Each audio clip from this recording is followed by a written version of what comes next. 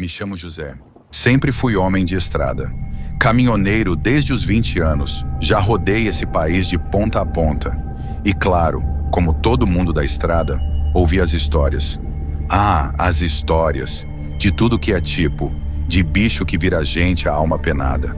Mas confesso, nunca dei muita bola não. Certa noite, estava voltando de São Paulo, já quase amanhecendo, mas as horas antes pareciam não passar. A estrada, uma reta sem fim.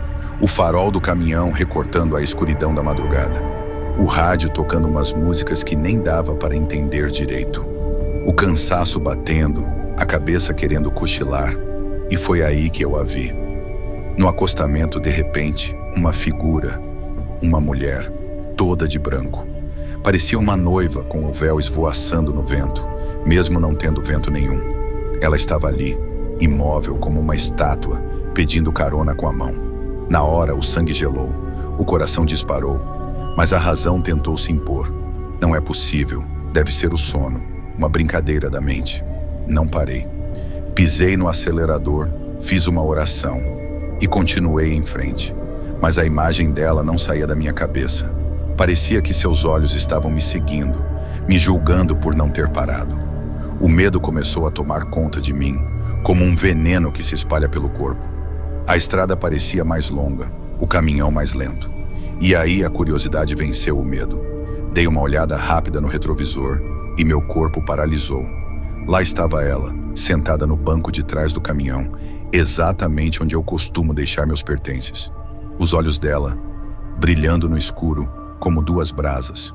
O véu cobrindo o rosto, mas não impedindo que eu sentisse seu olhar fixo, penetrante, como se estivesse lendo minha alma. A direção escapou das minhas mãos. O caminhão balançou, descontrolado.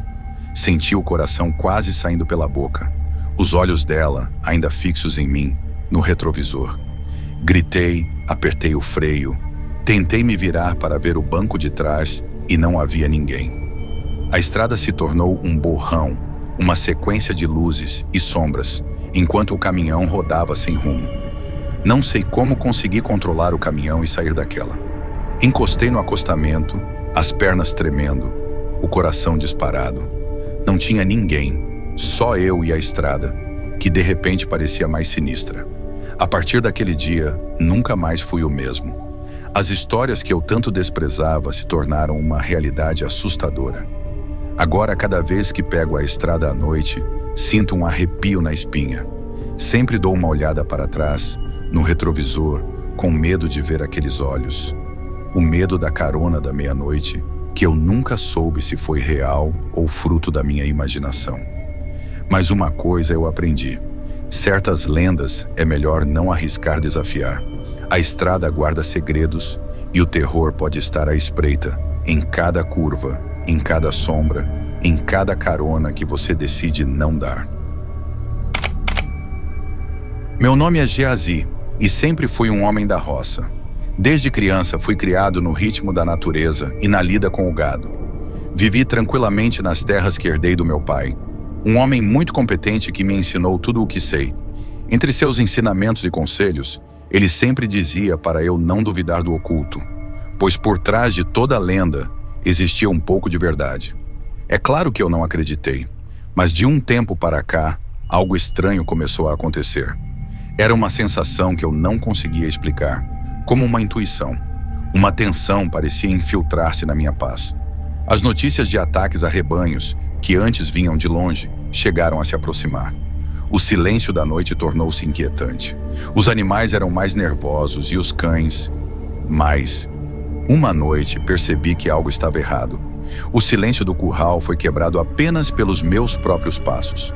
Ao amanhecer, a cena era desoladora. Algumas cabeças de gado estavam mortas, com danos estranhos, como se fossem drenadas de todo o sangue. Não eram marcas de onça, nem de coiote, nem de nenhum outro animal que eu conhecesse. Minha razão começou a vacilar. Tentei encontrar uma explicação lógica, mas as imagens dos animais mortos não saíram da mente.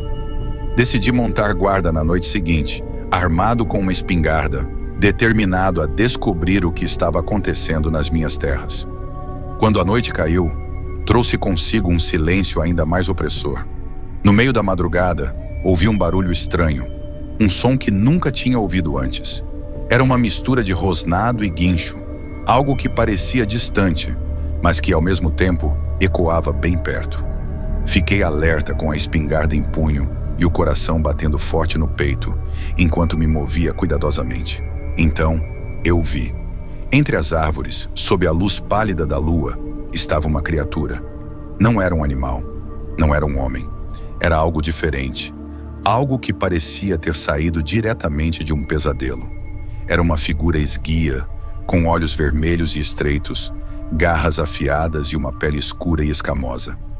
Ó chupa-cabra, senti meu sangue gelar e a espingarda tremer nas minhas mãos. Minha mente se recusava a processar o que meus olhos viam.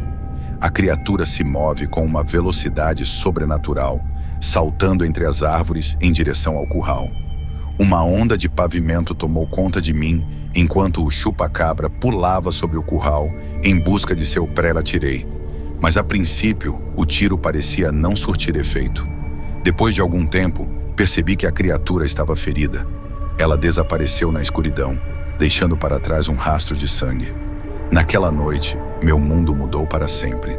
Deixei de ser um homem da roça cético para me tornar um homem assombrado por um encontro inexplicável, perdido entre o que acreditava ser verdade e o que meus olhos tinham visto. Sempre que tentava dormir, a imagem do chupa-cabra me perseguia nos sonhos. O medo tornou-se uma sombra que me acompanhava dia e noite. Aquele ser, que eu antes considerava apenas uma lenda, transformou-se em uma realidade assustadora e presente na minha vida. Aprendi, então, a nunca mais duvidar dos conselhos dos mais velhos. O mundo guarda mistérios e terrores que a lógica não consegue explicar. Segredos que habitam os limiares da noite, no silêncio das fazendas, esperando para se revelar àqueles que ousam olhar para a escuridão. Me chamo Laura e cresci em São Paulo nos anos 90. Minha infância tinha um cheiro de bolo da vovó, tardes brincando na rua e os desenhos da TV Globinho. Mas por trás de toda essa alegria, havia um medo constante, uma sombra que pairava sobre nossos dias, o palhaço da Kombi branca. No começo, era só um boato, uma história que os adultos comentavam entre sussurros, nos jornais, nos programas de TV. Mas para nós, crianças, era muito mais do que isso. Era um terror palpável, uma ameaça real que espreitava nas ruas, nas saídas da escola, nos parques. O nome palhaço da Kombi branca ecoava como uma praga, um pesadelo coletivo. Lembro de minha mãe me levando e buscando da escola todos os dias, com o olhar sempre alerta, os olhos fixos nas ruas. Era como se a qualquer momento a Kombi branca pudesse aparecer, levando alguma de nós. Os recreios se tornaram mais curtos, as brincadeiras mais silenciosas.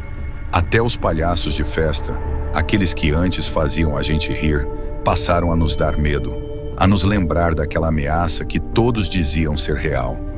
As ruas pareciam mais vazias, as pessoas mais desconfiadas. Qualquer carro branco, qualquer figura estranha no meio da rua, causava arrepio, fazia o coração disparar. Os jornais, com suas manchetes assustadoras, e o famoso Gil Gomes, com suas narrativas tensas, só faziam o medo crescer. Cada novo relato era uma pontada no coração, uma certeza de que o palhaço da Kombi branca estava mais perto do que imaginávamos. Uma tarde, voltando da escola com meus amigos, vimos um carro branco parado perto do portão. Era uma Kombi. O medo nos paralisou, os pés grudados no chão. Um homem de roupa colorida, com o rosto pintado de branco, surgiu de dentro da Kombi. Uma mulher com roupa de bailarina estava ao lado. Naquele momento, o mundo pareceu parar. A lenda havia se tornado real. Corremos o mais rápido que podíamos, gritando por socorro, a imagem do palhaço nos perseguindo nos sonhos. Chegamos em casa, o coração batendo na garganta, as pernas tremendo. Os olhos da minha mãe, ao me ver, mostravam o mesmo medo que o meu. Aquela noite, dormi com a luz acesa, agarrada no meu ursinho, tentando afastar o medo do palhaço. Mas ele estava lá, na minha mente, em cada sombra no quarto, em cada rangido da casa. Depois de 2 meses de pânico, a polícia finalmente revelou a verdade. Tudo não passava de um boato. O palhaço da Kombi branca nunca existiu. Mas, mesmo com a notícia, o medo ainda persistia em mim, como uma cicatriz na alma. Foi como acordar de um pesadelo, mas a sensação de terror permanecia, nos fazendo duvidar de tudo, mesmo depois que a verdade veio à tona. Com o tempo, o medo diminuiu, mas a história do palhaço da Kombi branca se tornou parte da minha infância.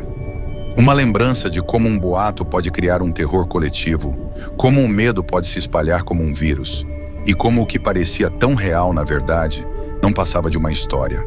Mas a lição ficou, e mesmo hoje, quando vejo um palhaço, uma Kombi branca, sinto um arrepio na espinha, uma lembrança daquele tempo em que a infância foi assombrada por um pesadelo que parecia não ter fim.